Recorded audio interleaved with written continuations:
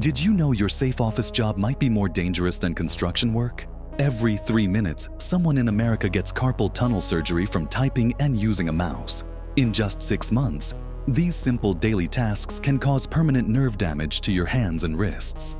Office workers actually get injured more often than many manual laborers. But here's the good news. You can protect yourself.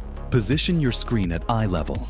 Keep your wrists straight while typing, and take breaks every 30 minutes. Your nerves will thank you.